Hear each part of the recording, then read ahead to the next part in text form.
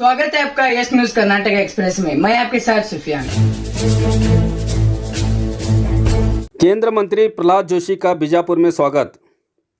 केंद्रीय मंत्री आज हेलीकॉप्टर से बीजापुर पहुंचे तो उनके स्वागत के लिए इस मौके पर बीजापुर जिला अध्यक्ष आर.एस. पाटिल कुछबाड़ और पूर्व मंत्री अप्पासाहेब पटन शेट्टी और बीजेपी नेता विजूगौड़ा पाटिल मौजूद थे। इस दौरान बात करते हुए केंद्र मंत्री प्रहलाद जोशी ने कांग्रेस सरकार पर आक्रोश व्यक्त करते हुए अपनी प्रतिक्रिया व्यक्त की। ರಾಜ್ಯದಲ್ಲಿ ಮತ್ತು ದೇಶದಲ್ಲಿ ಕಾಂಗ್ರೆಸ್ ಪಾರ್ಟಿ ಟೋಟಲಿ ಕನ್ಫ್ಯೂಸ್ಡ್ ಆಗಿದೆ. ರಾಮ ಮಂದಿರ, ವಿಶೇಷವಾಗಿ ರಾಮ ಮಂದಿರ ಉದ್ಘಾಟನೆಯ ಹಿನ್ನೆಲೆಯಲ್ಲಿ ಅವರಿಗೆ ರಾಮ ಮಂದಿರ ಆಗ್ತದೆ ಅನ್ನುವಂಥದ್ದು ಕಲ್ಪನೆ ಇರಲಿಲ್ಲ, ಆಗಬೇಕಂತ ಇಚ್ಛೆನೂ ಇರಲಿಲ್ಲ. ಹಾಗಾಗಿ ಅವ್ರಿಗೆ ಒಂದು ರೀತಿಯಾದಂಥ ಹೊಟ್ಟೆ ಕಿಚ್ಚು, ಆತಂಕ ಎಲ್ಲವೂ ಶುರುವಾಗಿದೆ. ಅದರ ಪರಿಣಾಮ ಮೊದಲೆದ್ದು ತಾವು ಹೋಗಬಾರ್ದು ಅನ್ನುವಂಥದ್ದು ಕನ್ಫ್ಯೂಷನ್ನು. ಮಂದಿರ ಉದ್ಘಾಟನೆ ಬಂದದೆ, ಹೋಗಬಾರ್ದು, ನಾವು ಹೋಗೋದಿಲ್ಲ ಅಂತ ಕೆಲವರು ಸ್ಟೇಟ್ಮೆಂಟ್ ಕೊಡ್ತಾರೆ. ರಾಮನ ಅಸ್ತಿತ್ವದ ಬಗ್ಗೆನೇ ಪ್ರಶ್ನೆ ಮಾಡಿದಂಥವ್ರು ಇವರು. ರಾಮ ಅನ್ನೋದು ಕಾಲ್ಪನಿಕ ಅಂತ ಹೇಳಿದರು ಮತ್ತು ಇದರ ಬಗ್ಗೆ ನಿರ್ಣಯವನ್ನು ಮಾಡಬಾರ್ದು ಅಂತ ಹೇಳಿದರು. ಮತ್ತು ಪ್ರಧಾನಮಂತ್ರಿಗಳು ಯಾಕೆ ಹೋಗ್ತಾ ಇದ್ದಾರೆ ಉದ್ಘಾಟನೆಗೆ ಅನ್ನುವಂಥ ಪ್ರಶ್ನೆ ಮಾಡಿದರು.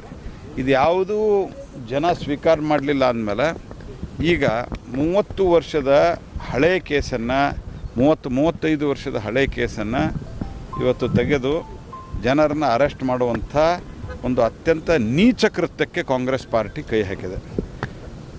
ಆ ವ್ಯಕ್ತಿ, ಅದರಲ್ಲಿ ಒಬ್ಬರು ಪೂಜಾರಿ ಅಂತಿದ್ದಾರೆ, ಇನ್ನೊಬ್ಬರು ಕುಲಕರ್ಣಿ ಅನ್ನೋರನ್ನ ಕರ್ಕೊಂಬಂದಿದ್ದಾರೆ ಪೊಲೀಸ್ ಸ್ಟೇಷನ್ಗೆ. ಅವ್ರಿಗೆ 72 ವರ್ಷ, 72 ಇಯರ್ಸ್. ನಾನು ಅಲ್ಲಿನ ಇನ್ಸ್ಪೆಕ್ಟ್ರು ಮತ್ತು ಗೃಹ ಮಂತ್ರಿಗಳ ಆದೇಶವನ್ನು, ಸರ್ಕಾರದ ಆದೇಶವನ್ನು ಇವರು ನೋಡಿಕೊಂಡು ಅಲ್ಲಿನ ಇನ್ಸ್ಪೆಕ್ಟ್ರು ಅಂತೂ ಅತ್ಯಂತ ದ್ವೇಷ ಭಾವನೆಯಿಂದ ವರ್ತಿಸಿದ್ದಾರೆ. ಹೀಗಾಗಿ ರಾಮ ಮಂದಿರ ಆದದ್ದಕ್ಕೆ ಕಾಂಗ್ರೆಸ್ ಪಾರ್ಟಿ ಅತ್ಯಂತ ಸಂಕಟ ಆಗ್ತಾಯಿದೆ. ಹೊಟ್ಟೆ ಕಿಚ್ಚು, ನಾ ಹೇಳಿದ್ಮೇಲೆ ಕೇಳಲ್ಲ, ಹೊಟ್ಟೆ ಕಿಚ್ಚಿನಿಂದ ವರ್ತಿಸ್ತಾ ಇದ್ದಾರೆ. ಕಾಂಗ್ರೆಸ್ ಪಾರ್ಟಿ ಹೊಟ್ಟೆ ಕಿಚ್ಚಿನಿಂದ ವರ್ತಿಸ್ತಾ ಇದ್ದಾರೆ. ಸೊ ಇದು ಸರಿಯಲ್ಲ. ಇನ್ನು ನೀವು ಕೇಳಿದಂಥ ಪ್ರಶ್ನೆ, ಕಾನೂನು ಹೋರಾಟ ಅಂತೂ ಮಾಡ್ತೀವಿ, ರಾಜಕೀಯವಾಗಿ ಹೋರಾಟ ಮಾಡ್ತೀವಿ ಮತ್ತು ಸಾಮಾಜಿಕವಾಗಿ ಹೋರಾಟ ಮಾಡ್ತೀವಿ. ಯಾರು ಏನು ತಿಳ್ಕೊಂಡು PFI ಮತ್ತು ಈ DJ ಹಳ್ಳಿ, KJ ಹಳ್ಳಿ, ಹಳೆ ಹುಬ್ಬಳ್ಳಿ ಪೊಲೀಸ್ ಸ್ಟೇಷನ್ ಮೇಲೆ ಏನು ಭಾಳ ವ್ಯವಸ್ಥಿತವಾಗಿ ಸಂಚು ನಡೆಸಿ ಹಲ್ಲೆ ಮಾಡಿದರು. ಪೊಲೀಸ್ ಆಫೀಸರ್ನು ಸತ್ತೋಗ್ತಾಯಿದ್ರು ಅಂತ ಚಾರ್ಜ್ ಶೀಟ್ನಲ್ಲೇ ಆಗ್ತದೆ, ಕೊಂದು ಹಾಕ್ತಾಯಿದ್ರು ಅಂತ. ಅಂಥವ್ರನ್ನ ಬಿಡುಗಡೆಗೆ ನೀವು ಪತ್ರ ಬರೀತೀರಿ ಕಾಂಗ್ರೆಸ್ ಪಾರ್ಟಿಯವರು. ಈಗ 35 ವರ್ಷದ ಹಿಂದಿನ ಕೇಸು, ಅದರಲ್ಲಿ ಒಬ್ಬನಿಗೆ 75 ವರ್ಷ ಆಗಿದೆ ನನಗೆ ಗೊತ್ತಿರೋ ಮಟ್ಟಿಗೆ, ಒಬ್ಬನಿಗೆ 60-62 ವರ್ಷ ಆಗಿದೆ. ಅದರಲ್ಲಿ ಒಬ್ಬರಂತೂ ಆ ಹೋರಾಟದಲ್ಲೇ ಇರಲಿಲ್ಲ. ಯಾವ ಆಧಾರದ ಮೇಲೆ ಬಂಧಿಸ್ತೀರಿ ನೀವು? ಸಿದ್ದರಾಮಯ್ಯನವರು ಏನು ಮಾಡ್ತಾಯಿದ್ದೀರಿ ನೀವು ರಾಜ್ಯದಲ್ಲಿ? ನೀವೇನು ಮೊಘಲ್ ಸರ್ಕಾರ ನಡೆಸ್ಬೇಕಂತ ಮಾಡಿದ್ದೀರಾ ಅಥವಾ ಇಸ್ಲಾಮಿಕ್ ISIS ಒಂದು ಸಂಸ್ಥೆ ಇದಲ್ಲ ಆ ರೀತಿಯ ಸರ್ಕಾರ ನಡೆಸ್ಬೇಕಂತ ಮಾಡಿದ್ದೀರಾ ನೀವು? ಅಥವಾ ಏನು ISIS ಸರ್ಕಾರ ಇದೆ ಅಂತ ನೀವು ISISದವ್ರು ಅಂತ ಅಂದ್ಕೊಂಡಿದ್ದೀರಾ ನೀವು?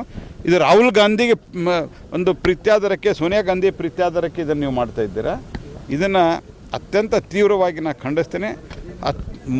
ಮುಸಲ್ಮಾನರ ಪರವಾಗಿ ಮಾಡಲಿಕ್ಕೆ ಯಾವಾಗೀಗ ಈ ಒಂದು ಕಾರಣದಿಂದ, ರಾಮ ಮಂದಿರ ಕಾರಣದಿಂದ ಹಿಂದೂ ಕನ್ಸಾಲಿಡೇಟ್ ಆಗ್ಬೋದು ಅನ್ನುವಂಥ ಕಾರಣಕ್ಕಾಗಿ ಅವರು ಮುಸಲ್ಮಾನರ ಪರವಾಗಿ ತುಷ್ಟೀಕರಣಕ್ಕಾಗಿ ಈ ಕೆಲಸವನ್ನು ಮಾಡಿದ್ದಾರೆ. ISISದ ಸರ್ಕಾರ ಅಂತ ಅವರು ಅಂದ್ಕೊಂಡಿದ್ದಾರೆ. ಈಗ ರಾಮ ಮಂದಿರಕ್ಕೆ delta learn online spoken English classes लाया है आपके लिए सुनहरा मौका। स्पोकन इंग्लिश आजकल न सिर्फ एक शौक है बल्कि अहम ज़रूरत बन चुका है। अगर आप लोग घर बैठे इंग्लिश सीखना चाहते हो तो अभी हमारे एक्सपर्ट से संपर्क करें 9972295999 और 8050828793।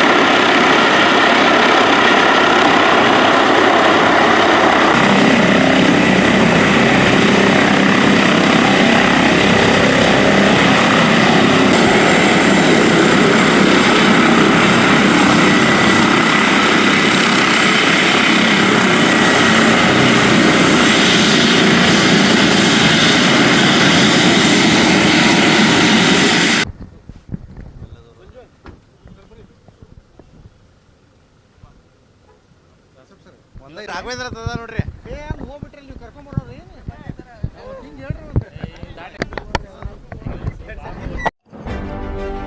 ಯಾವುದೇ ಹೊಸ ಸುದ್ದಿಯನ್ನ ನೋಡಲು ನಮ್ಮ ಎಸ್ ನ್ಯೂಸ್ ಕರ್ನಾಟಕ ಎಕ್ಸ್‌ಪ್ರೆಸ್ ನ ನೋಡ್ತಾ ಇರಿ. ಹಾಗೆ ನಮ್ಮ ಚಾನೆಲ್ ನ ಸಬ್ಸ್ಕ್ರೈಬ್ ಮಾಡಿ, ಬಾಜು ಇರುವ ಬೆಲ್ ಐಕಾನ್ ಅನ್ನ ಕ್ಲಿಕ್ ಮಾಡಿ. ಹಾಗೆ ನಮ್ಮ ಚಾನೆಲ್ ನ ಲೈಕ್ ಮಾಡಿ, ಶೇರ್ ಮಾಡಿ. ನಮ್ಮ ನಡೆ ಸತ್ಯದ ಕಡೆ.